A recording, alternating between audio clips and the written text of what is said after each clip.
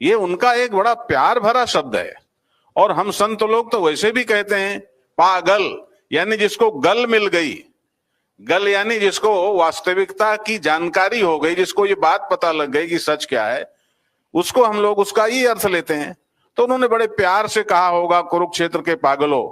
लेकिन इस समय जो चुनावी महापर्व चल रहा है, इस चुनावी महापर्व में कांग्रेस और आम आदमी पार्टी दोनों के संयुक्त प्रत्याशी ने एक ऐसा स्टेटमेंट दिया, एक ऐसी बात कही जो एकदम से हम लोगों को हिला गई। उसने सीधे कहा, तू पागल तेरा बाप पागल।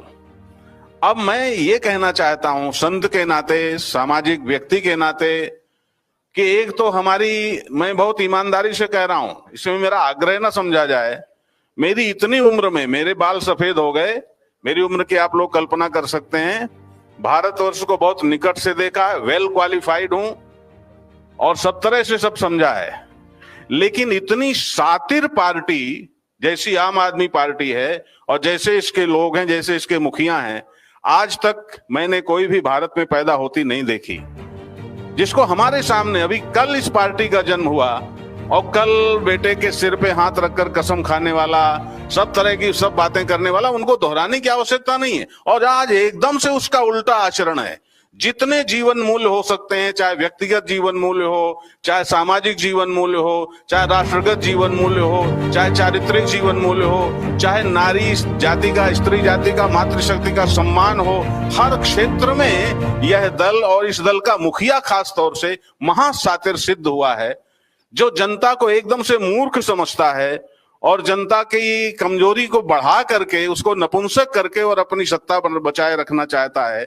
जो शीश महल बना करके, सब आपको लगेगा मैं छोटी बात कह रहा हूं, 8.5 लाख का कमोड जो लगवाना चाहता है, उसकी कितनी बड़ी महत्वाकांक्षा होगी।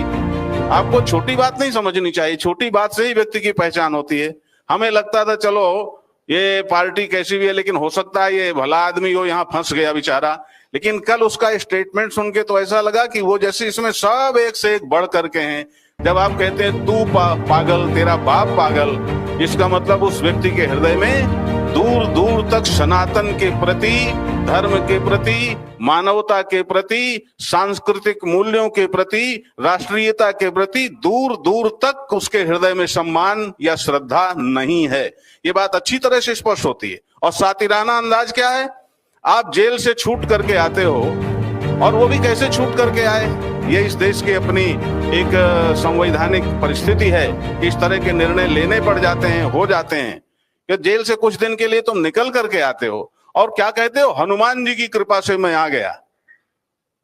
और दूसरी ओर आप किसी हनुमान जी के मंदिर के पुजारी को तो आपने आज तक एक नया पैसा नहीं दिया होगा। मस्जिदों के जो रखवाले हैं उनको आप सैलरी देते हो, उनकी सेवा करते हो, और दूसरी ओर कहते हो कि आपका बेटा हूं, हनुमान जी की कृपा से छूट करके आया हूं। यह जो जनता की नासमझी का, जनता की कमजोरी का शोषण करने की जो मनोवैज्ञानिक दुष्प्रवृत्ति है, यह इस पार्टी का बहुत ही घृणित चेहरा है। दूसरी एक बात और मैं याद दिलाना चाहूंगा, हमें नहीं भूलना चाहिए कि एक जो कवि होता है उसका एक हृदय होता है। कुमार विश्वास जैसा कवि इस पार्टी के साथ जुड़ा हुआ था, और कुमार विश्वास ने एक समय कहा था कि यह पार्टी खालिस्तान से जुड़ी हुई है, और यदि नहीं जुड़ी हुई है तो वो कहें आकर के कि मैं नहीं जुड़ा हुआ हूं खालिस्तान से। तो उस व्यक्ति ने क्या कहा, मैं पत्रकारों से भी पूछना चाहता हूं, उस व्यक्ति ने क्या कहा, हाँ मैं आतंकवादी हूं, लेकिन देशभक्त आतंकवादी हूं, मैं स्कूल बनाने वाला आतंकवादी हूं, मैं ये करने वाला आतंकवादी हूं। इस तरह से जनता को गुमराह करने की मनोवृत्ति, खंडन तो नहीं किया, दूसरे ढंग से घुमा दिया। वहीं लवली सिंह कहता है कि एक स्कूल हाथ रख के बता दे कि ये मैंने बनाया है। तो ये जो विडंबना है, इस विडंबना से देश को बचाने की आवश्यकता है। और मैं तो कहता हूं ये सरस्वती की कृपा है कि सरस्वती उसके कंठ में बैठ करके उसके छद्म वृत्ति को, उसके अंदर की वास्तविकता को उजागर करवा देती है, जब वो कहता है तू पागल तेरा बाप पागल। और ऐसी स्थिति में तो हम सब पागल हो गए, क्योंकि बागेश्वर धाम का या बागेश्वर बाबा तो एक तरह से हमारे लिए, हम सब संतों के लिए बेटे के समान है। वो स्वामी राम भद्राचार्य जी का, जगत राम भद्राचार्य जी के शिष्य हैं। और हमारे लिए वो बेटे के समान है। तो यदि ऐसी बात है तो फिर वो भी पागल और हम सब भी, सब सारा संत समाज पागल हो गया। तो मैं कहना ये चाहता हूं, इसलिए हम लोगों को चोट लगी है इस बात पर।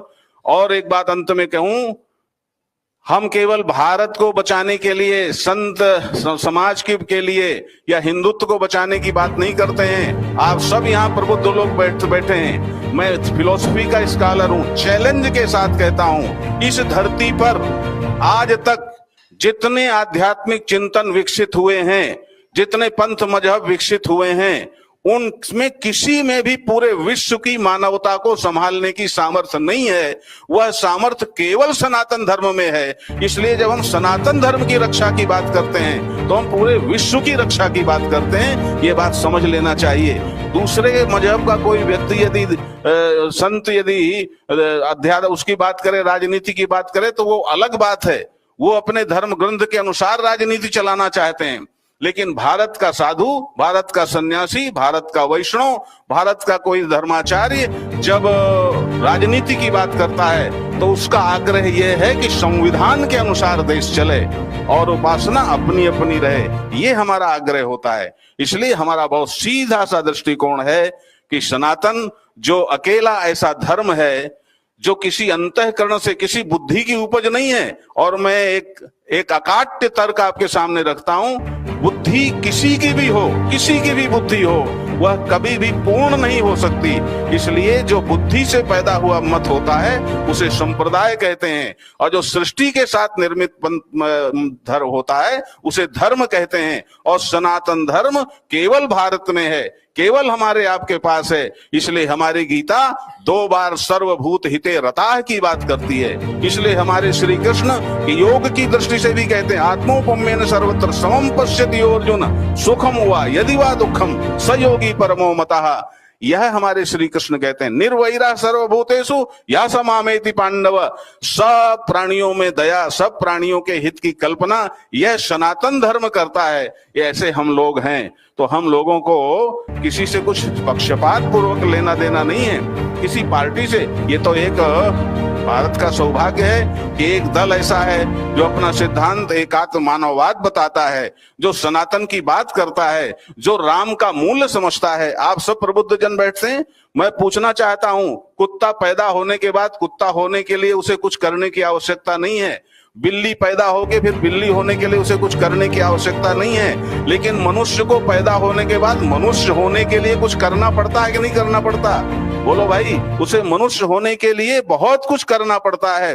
और वह मनुष्य होने की साधना, वह मनुष्य होने की प्रेरणा हमें राम से मिलती है, हमें कृष्ण से मिलती है, हमें महापुरुषों से मिलती है। इसलिए इन मंदिरों का भी अपनी प्रासंगिकता है, जो सार्वभौम प्रासंगिकता है, जो हमें मनुष्य होने का संदेश देने वाली एक इनकी उपयोगिता है। इसलिए केजरीवाल कहते हैं मंदिर बेकार है। क्या मतलब है? कांग्रेस कहती है मंदिर राम तो हुए ही नहीं है, राम तो काल्पनिक हैं। राम सेतु, आप सोचिए कितने बड़े गर्व की बात है कि एकमात्र हमारे वह आध्यात्मिक, धार्मिक, पौराणिक और वैदिक मूल्य हैं जिनको विज्ञान के द्वारा सिद्ध किया जा रहा है। ये हमारे मूल्य हैं, उसका हमें गौरव होना चाहिए। और राम सेतु जब होता है तो कांग्रेस उसको तोड़वाने का काम करती है। और ईश्वर की कैसी कल्पना है कि जितने जहाज वहां उसको तोड़ने जाते हैं वो सब स्वयं टूट जाते हैं, उसके बाद भी किसी को होश नहीं आता। और फिर भी राम की कृपा से आज एक सनातन को मानने वाली सत्ता यदि इस देश में खड़ी हुई है और पूरे विश्व मंच पर आज भारत सिर उठा करके खड़ा हुआ है। आपको मैं और एक बात याद दिला दूं, विषयांतर नहीं कर रहा हूं। लाल बहादुर शास्त्री की हत्या के बाद आप जरा पत्रकार हैं, आप कल्पना करिए कि क्रमशः किसकी किसकी हत्या हुई। और उसके बाद 2014 तक भारत किस तरह से पंगु था विदेशी शक्तियों के आश्रय। ऐसा लगता है, स्पष्ट रूप से लगता है, आप चिंतन करना, मैं एक बिंदु छोड़ रहा हूं, स्पष्ट रूप से यह लगता है कि जैसे भारत की सत्ता यह चाहती थी कि हम दूसरे पर निर्भर रहें, भारत अशक्त रहे। और ऐसी स्थिति में कुछ लोगों के द्वारा हमारी दलालियां होती रहें, ये चाहते थे। जब से 2014 से हमारी सरकार आई तब से अब हम स्वयं हथियार बना रहे हैं, स्वयं हथियारों को हम दूसरे देशों को दे रहे हैं। यह आत्मनिर्भरता क्या देश में होनी नहीं चाहिए?